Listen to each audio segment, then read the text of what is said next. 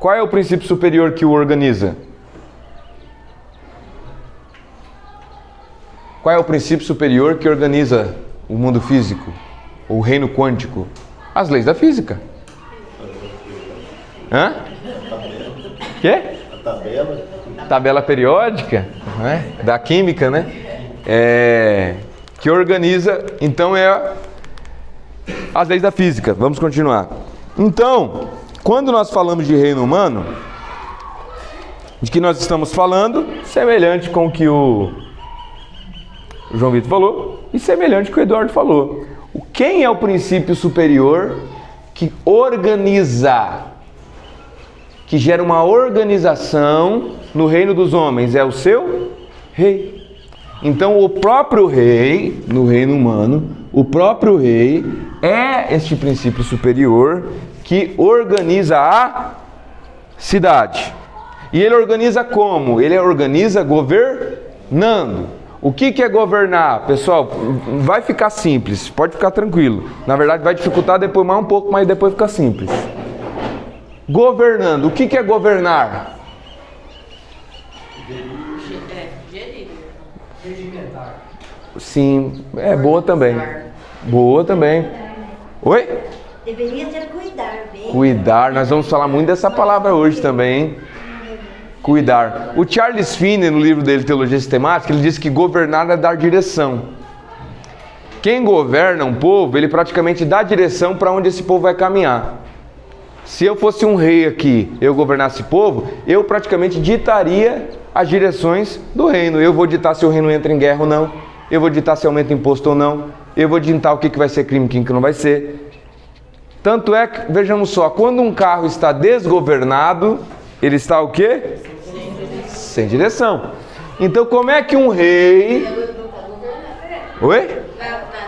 Como é que um rei coloca o seu reino em ordem? Como é que o rei o organiza? Organiza dando direção. Organiza o quê? Dando direção, ou seja, governando. Todos os autores que eu já li de filosofia cristã e de política, que é o Raymond Panikkar, o Agostinho, o Tomás de Aquino, o Charles Finney e Aristóteles, mas Aristóteles não era cristão, mas era um bom filósofo, e alguns outros, dizem que o seguinte: qual é o objetivo da política? Se o reino é uma... Vocês concordam que reino é uma palavra política? Sim. Qual é o objetivo da política? O que você falou? Palmas para o Eduardo. Palmas para o Eduardo. Creiam que ele acertou. O bem comum. Toda estrutura pública tem como objetivo buscar o bem. E de onde vem essa direção? Qual direção você fala? Do rei. Do rei, no próprio rei. O próprio rei dito que ele quer. Ele decide. Ele decide. Conforme ele pensa. Conforme ele pensa. Por exemplo, está o rei Salomão lá. O rei Salomão, eu quero matar você. O que impede ele? Vai matar. Vai matar. Então, primeiro, nós não estamos falando o que é reino de Deus, nós não estamos falando ainda o que é ser um bom rei ou um mau rei. Nessa primeira etapa, nós só estamos vendo o que é ser um rei. Beleza? Então, um rei é aquele que o quê? Que organiza o seu povo e dá direções. Então, vamos entrar agora no que é ser o bom rei. O bom rei. E o tirano. Vamos lá. Se o bom rei, ele organiza a cidade com qual propósito? O Eduardo falou. Qual é o propósito dessa organização? O bem comum. Então o reino tem como objetivo buscar o bem comum.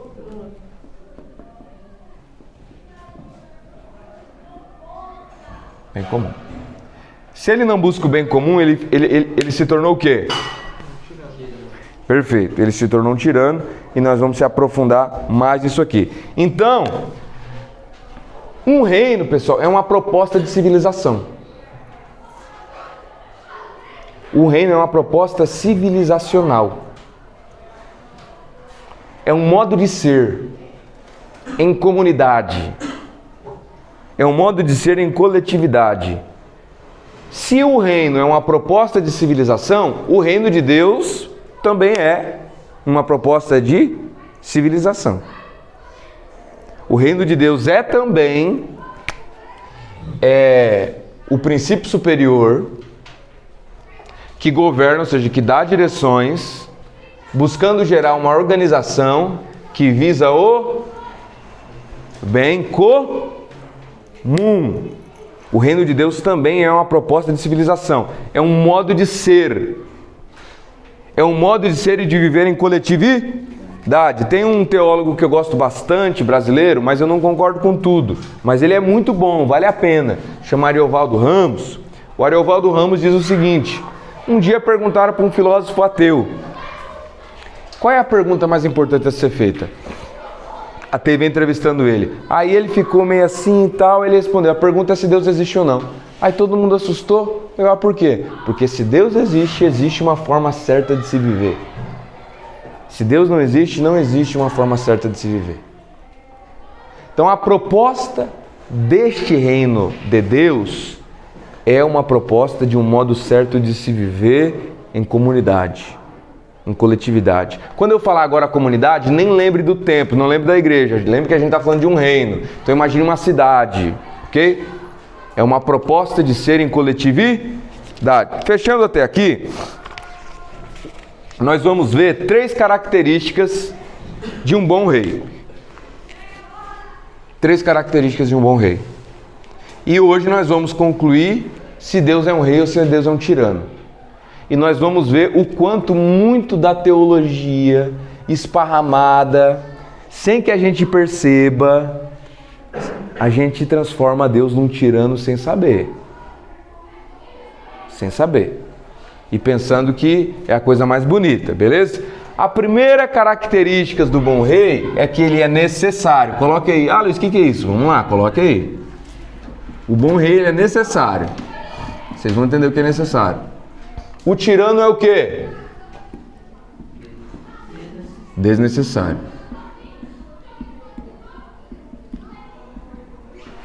Vou dar um exemplo para vocês. A gente vai fazer uma dinâmica aqui agora. Se a gente está falando de reino,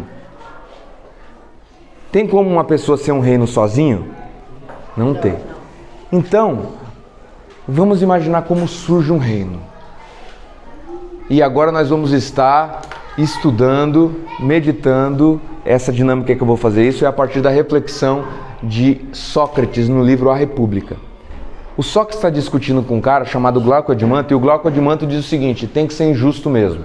A injustiça é um negócio bom. O Sócrates diz: isso é absurdo. Nós temos que ser justos, independente se a justiça nos causar prejuízos. E aí, para debater sobre justiça, ele começa a ensinar ou conversar sobre, antes de debatermos a justiça, vamos debater como surgem as cidades. Depois que a gente debater como surgem as cidades, aí a gente vai discutir como surge a injustiça na cidade. Então, antes de imaginar por que a injustiça surge na cidade, vamos imaginar por que surge uma cidade. E um reino tem várias cidadezinhas. Por que surge uma cidade, irmã Maristela? Por que surge uma cidade? Porque muitas pessoas se aglomeram em um local e criam várias cidadezinhas e... Muito bom, muito bom. As pessoas vão se aglomerando nessa cidade. Por que as pessoas se aglomeram? Comércio. Quem falou? Mateus, comércio. O que mais? Por que segurança, talvez segurança. Muito bom. O que mais? Por que as pessoas se aglomeram? Para namorar, para casar. Né? Fala assim, como é que eu vou casar se não tem ninguém? Né? Então, aglomera. Fica todo mundo mais junto, né? O que mais? Interesses, sobrevivências, etc. Mas tem uma coisa que liga tudo isso que a Maristela falou, o Mateus falou, todo mundo falou. Uma coisa em comum. O Sócrates, quando pergunta para o Glauco, por que surgem as cidades então? Ele disse assim, rapaz, não sei não. Aí o Sócrates diz o seguinte: as cidades surgem pela incapacidade do homem de bastar-se a si mesmo. O homem é incapaz de bastar-se. Então, por exemplo, o Valqueir, você veio aqui com uma camiseta. Foi você que fabricou essa camiseta? Foi você que fabricou esse sapato? Foi você veio do quê? De carro, de moto, de a pé?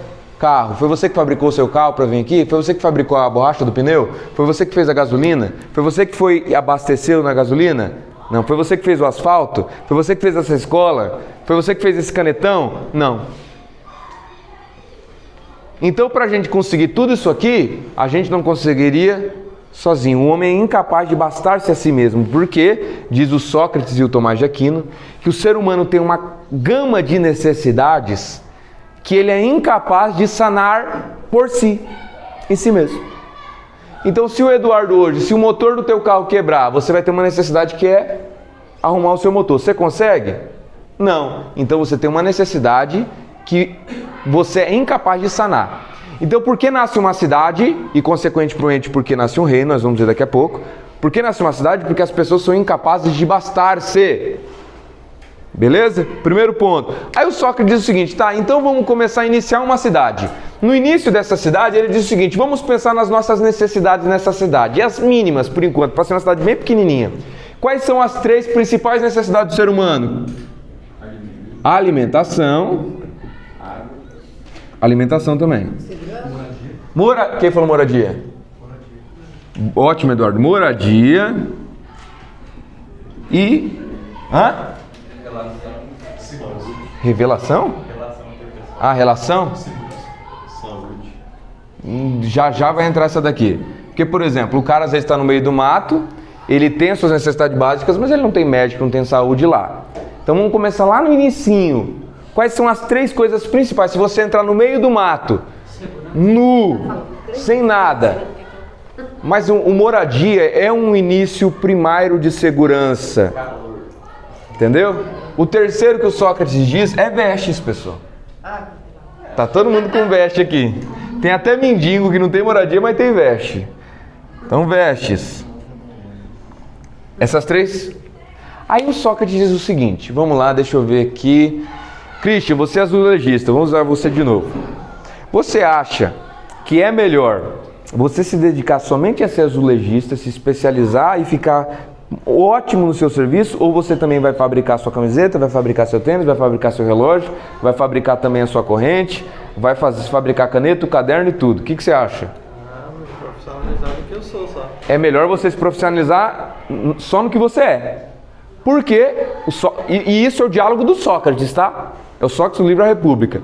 Diz assim, é melhor que cada um dedique-se ao seu próprio serviço, pois dedicando-se ao seu próprio serviço, ele vai se especializar, ele vai conseguir sanar melhor a sua necessidade e a necessidade do outro. Do que se cada um ficar se dividindo num monte de atividade, ele não vai conseguir sanar nem a sua direito, nem a do outro direito. Então, nós precisamos aqui nessa cidade pelo menos de 3 grupos de pessoas.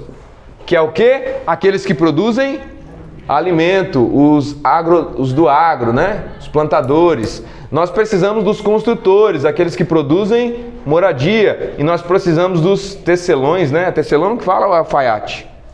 Tecelão, os que produzem vestes. Primeiro ponto. Mas vamos lá, a gente não concordou que cada um é necessário ficar focado na sua habilidade? Ok, então o plantador, ele vai produzir sua própria ferramenta? Não. Ele vai produzir o próprio arado do animal? Não. Ele que vai ficar cuidando de animal para animal crescer e ficar na mata, fazer grandes concentrações de animais para vender os animais para utilidade? Também não. Se a ferramenta quebrar, é ele que vai arrumar? Também não. Então vai precisar de um outro grupo que cuide dos animais e que cuide das ferramentas. Se o animal de serviço dele se machucar um pouco, ele não poder perder, é ele que vai ser o especialista para tratar? Não, então vai ter que nessa cidade, em algum momento, dos animais, vai surgir também os que cuidam dos animais, os veterinários. E na moradia, o construtor, você fabrica a sua própria ferramenta? Então vai ter que ter os caras que vai fabricar a ferramenta dele, os caras que vão arrumar a ferramenta dele, tudo isso daí. E nas vestes vai ter os caras que vai ter que fabricar essas vestes. Aí, então a gente já começou a aumentar o grupo da cidade. Se aumentar o grupo das cidades, vai ter que aumentar os alimentos. Mas para alimentar os alimentos, às vezes ele não consegue fazer isso mais sozinho. Então vai surgir os funcionários. Os funcionários, aqueles que vão vender a sua própria força. Ó, eu não sou plantador e nada, não sou do meu patrão, mas eu quero vender minha força de trabalho para aumentar a sua produção e para a gente conseguir sanar a necessidade de um monte de outros que não conseguem bastar-se a si mesmo. Então vai surgir um monte de funcionário. Aí o pessoal vai começar às vezes a passar mal, ficar doente, né? Então vai aparecer quem vai se especializar? Vai aparecer o da saúde, vai aparecer o médico. O que falta mais nessa cidade que dá pra gente ir acrescentando? Você viu que a cidade já está crescendo? Começou só com vestes, alimento e moradia e está crescendo. Aí os pais estão trabalhando. Em vez de eles mesmos educarem os filhos, vai aparecer o quê? Vai aparecer as escolas. Aí para ter as escolas vão aparecer os professores. Aí vai aparecer o lugar de treinamento dos professores.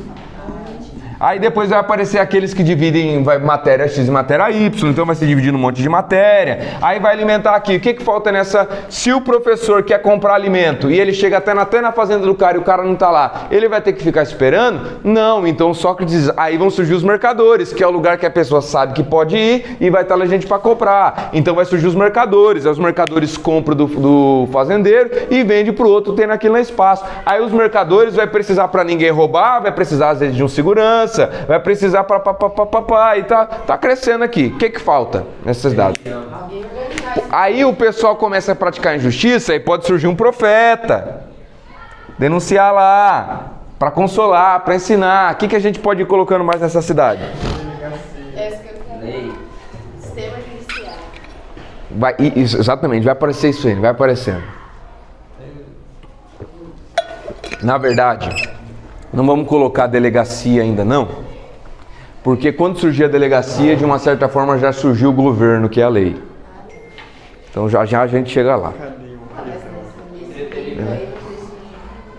Vamos imaginar que por enquanto não surgiu.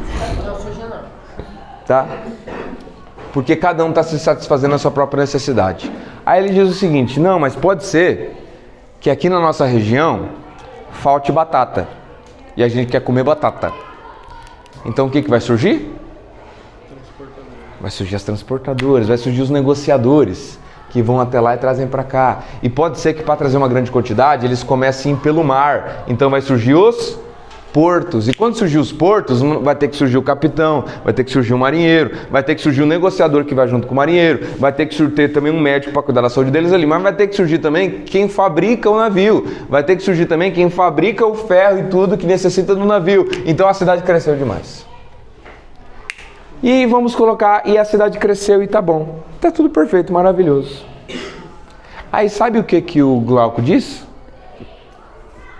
Rapaz, mas você só está alimentando esse povo com pão seco e rapadura. Aí o Sócrates diz assim, não, é verdade, não, eles comerão então azeitonas também, eles comerão arroz, eles comerão isso, eles comerão aquilo, e de vez em quando se reunirão para cantar louvores, e etc, etc. E aqui eles já têm tudo nessa cidade. Quando tiver calor, eles vão trabalhando com pouca roupa, até descalço vai. Quando tiver frio, eles vão calçados e com roupa. Eles vão comer isso, não vão ter fome, vão se divertir, etc. E está perfeita a cidade.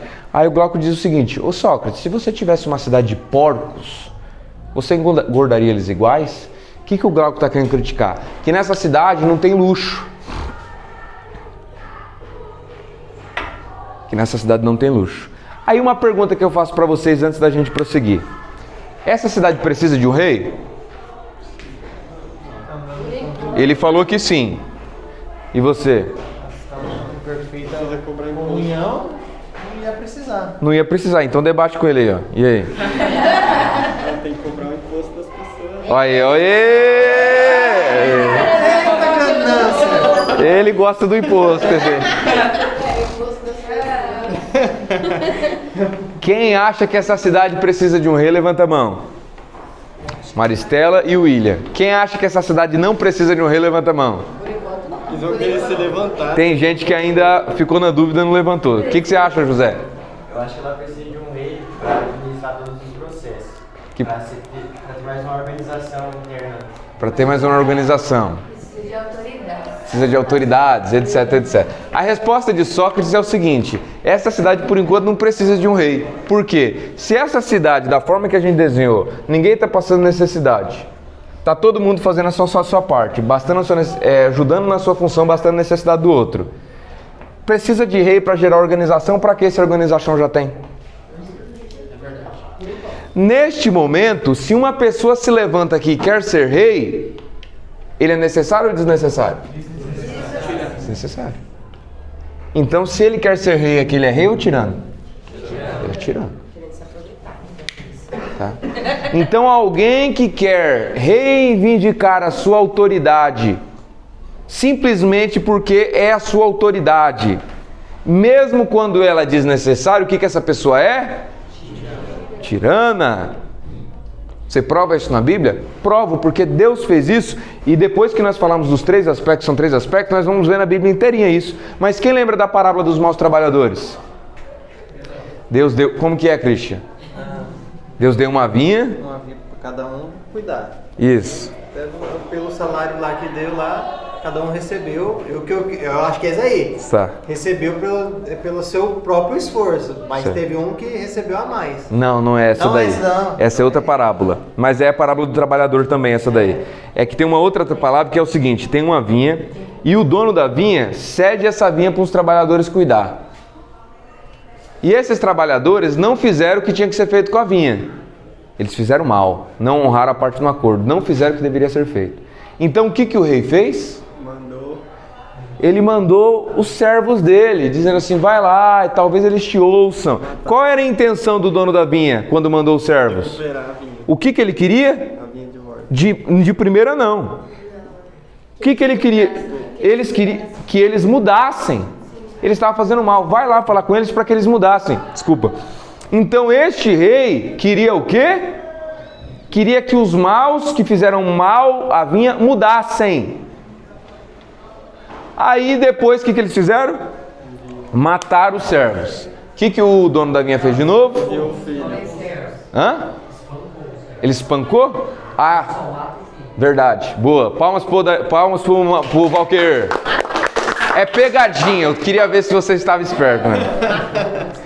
É verdade, eles espancaram os servos. Aí o que aconteceu? Ele mandou mais servos. Qual era a intenção? Que esse pessoal fizesse o que era certo. O que eles fizeram? Espancaram. Aí este rei fez o seguinte: eu vou mandar o meu filho. Talvez eles... Então qual era a intenção do rei? Que eles mudassem. O que fizeram com o filho? Mataram o filho. Tá? Em qual momento o dono da vinha, que na parábola é do rei, reivindica a sua autoridade? Quando já matou o filho dele. Exato, quando ela é necessária para a organização e para o bem comum. Deus não é, pessoal, eu acho que não tem ninguém aqui, eu acho, né? Deus não é um tirano calvinista, pessoal. Tá? Deus não é um tirano calvinista. Ele fala assim: faz porque quer e para mim é eu e eu faço porque eu quero e pronto. Porque senão a Bíblia chamaria ele de tirano. E isso é um tirano. O tirano é a minha autoridade e pronto. Eu sou o rei por direito e pronto. Nosso Deus é rei ou é tirano? Senão é simplesmente, Jesus utilizaria a palavra tirano. Ele só poderia dizer, se ele dissesse o seguinte: a autoridade de Deus reivindica por a sua autoridade, porque ele é autoridade em si, porque ele quer e pronto, final. Era só Jesus ser claro com a gente: Deus é tirano. Aí a gente se converteria ou não. Escolha de cada um se converter ou não. Mas a Bíblia diz que Deus é rei, e nós vamos ver daqui a pouco como é o reinado de Deus. Beleza? O tirano, ele quer poder para si porque ele quer. O tirano, ele quer conquistar outras terras porque ele quer mais poder.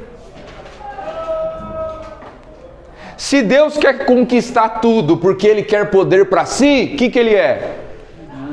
Além de ser tirano, ele é carente. Porque ele tem carência de algo que lhe falta e ele quer pegar para si. Então por que Deus faz essas coisas? Nós já vamos ver. Beleza? Então, se nessa cidade o rei é desnecessário, eles teriam um tirano, uma pessoa que quer o poder nesse momento.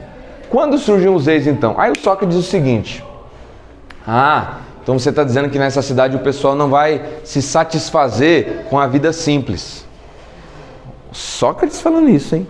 Eles não se satisfarão com a vida simples.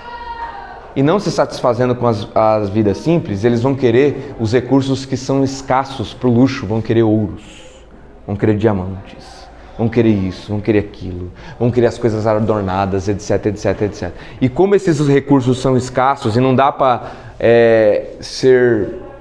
bastar para todas as cidades, o que eles vão ter que fazer para conseguir esses recursos? Palmas pro Valqueiro de novo. Eles vão ter que guerrear. E aí sabe o que o Glauco diz? Iremos então à guerra. Sabe por que nascem as guerras? Toda guerra que nasce, em algum momento ela iniciou com alguém que desejou o que não era necessário. Com a ganância de alguém. Oi?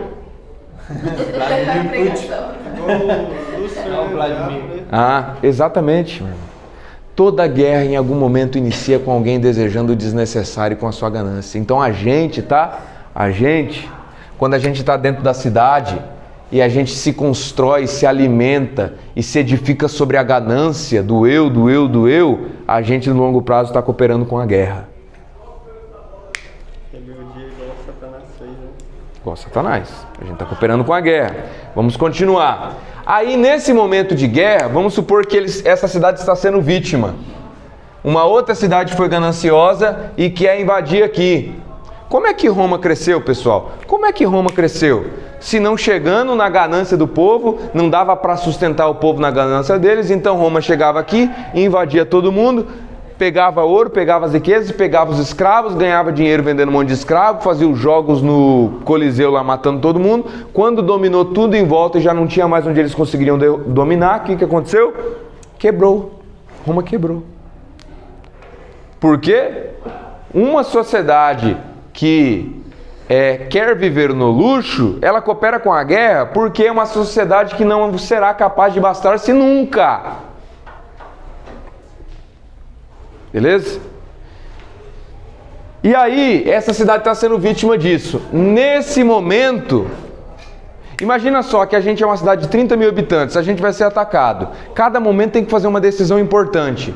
Se a gente toda vez tem que reunir 20 mil pessoas para decidir, o que vai acontecer com a gente nessa guerra?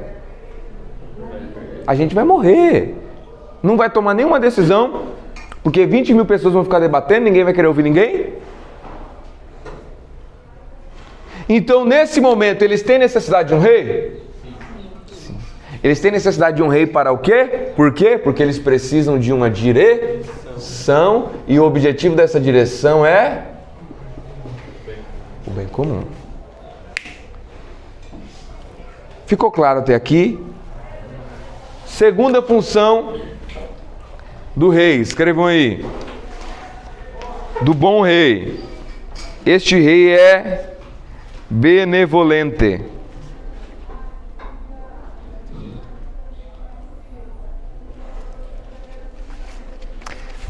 E antes da gente falar o que é benevolente, eu só dei um exemplo para vocês aqui de guerra.